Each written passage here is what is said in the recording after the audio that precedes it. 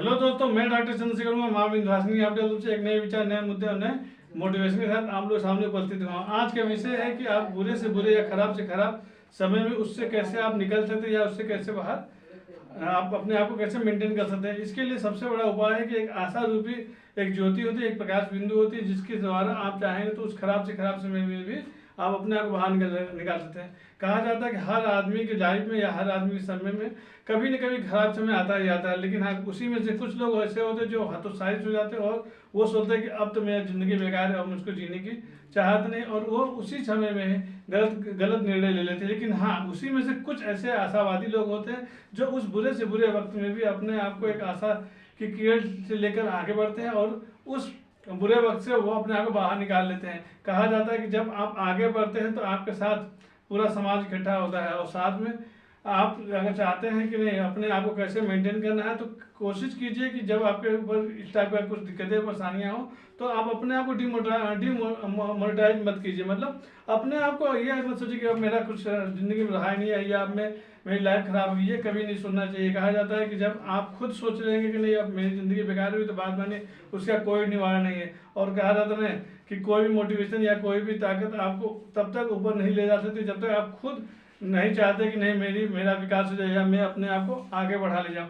तो कहानी का मतलब ये है कि शुरुआत में काफ़ी दिक्कतें होती, काफ़ी परेशानियाँ होती, लेकिन अगर आप अपने आप को सही तरीके से सही गाइडलाइन के साथ अगर आप आगे बढ़ते हैं तो खराब से खराब समय भी को आप आराम से चाहेंगे तो अच्छे में कन्वर्ट कर सकते हैं। इसका जीता जागता सबूत अगर बात करते हैं तो अभी हाल फिलहाल आज से लगभग 2 साल पहले की बात करते हैं, जब कोरोना वायरस का प्रकोप आया था हम लोग के देश में तो काफ़ी स्थिति खराब हो गई थी। लेकिन उसी में कुछ लोगों को साथ ये था कि वो सोचते थे कि अब तो ज़िंदगी बेकार है, अब हम लोग क्या कहा जाए, और साथ में कुछ ऐसी घटनाएं घटित हुई थी जिसकी वजह से उन लोग अपने आप को मेंटेन नहीं कर पाया। लेकिन उसी भाई समय वही था, सब कुछ वही था, भाई वायरस था तो सबके लिए था। उसी में से कुछ लोग ऐसे भी थे जो उस कोरोना वायरस के समय में भी वो अपने आप को डिमोटिवेट नहीं किया या अपने आप को हतोत्साहित नहीं किया, और वो सोचे कि नहीं यार अब तो जो हो रहा है वो हो ही रहा है, लेकिन हाँ अपने आप को हम कैसे मेंटेन करें और कैसे आगे बढ़ेंगे, इस पर उन्होंने दिमाग लगाया। सब कुछ ऑफलाइन पहले होता क्या था कि सब कुछ ऑफलाइन चलता था, मतलब कि अपने आप को एकदम ऑफलाइन लेकर चलते थे। ऑफलाइन मतलब कि जब तक आदमी पर्सनली नहीं मिलता था तब तक वो अपने आप को मेंटेन नहीं कर पाता। लेकिन हाँ, जब कोरोना वायरस है तब लोग जाने की नहीं यार, अगर हम अपने आप को मेंटेन करते हैं तो इसमें हम ऑफलाइन से ऑनलाइन हो जाएंगे। ये भी काफ़ी बढ़िया स्कोप था, और उस खराब समय में भी लोगों ने अपने आप को तुरंत कन्वर्ट करने की कोशिश किया और अपने आप को ऑफलाइन से हो ऑनलाइन में आ गए, मतलब नेट पर इंटरनेट पर आ गए। उसमें से मैं भी आप लोगों के सामने उपस्थित हूँ। मैं भी उस समय हुआ क्या था कि सब कुछ ऑफलाइन था, कोई काम नहीं हो रहा था, लेकिन हाँ मैंने अपने आप को उस समय तुरंत ऑफलाइन से ऑनलाइन में, मतलब उस समय जो आईएमसी का जो ट्रेनिंग प्रोग्राम चला था उसमें मैं भी सम्मिलित होता था। समय थोड़ा ही समय देता था, लेकिन देता जरूर था, और उसके एवज में मुझे कंपनी अच्छा खासा मुनाफा देती थी। आप समझ सकते हैं, अगर मैं भी चाहता तो आराम से घर बैठे बैठे सोचता चलो यार जिंदगी चलने दो, लेकिन इससे लाइफ नहीं गुजरेगी ना भाई। क्यों नहीं गुजरेगी? क्योंकि अगर हम अपने आप को मेंटेन नहीं करेंगे, नहीं विकास करेंगे तो कैसे आगे बढ़ा जाएगा। तो थोड़ा सा कष्ट होता है, लेकिन उन कष्टों से बाहर निकलने की प्रेरणा भी हम ही लोग के अंदर है। कहा जाता है ज्यों समस्या आती है उसका निवारण भी तुरंत होता है, लेकिन हाँ बस उस समस्या का निवारण सोचना पड़ता है। जब आप सोच लेंगे नहीं यार ये समस्या है, इसका मैं निवारण निकालूंगा, तो बाद में आप निकाल लेंगे। तो हतोत्साहित नहीं होना चाहिए।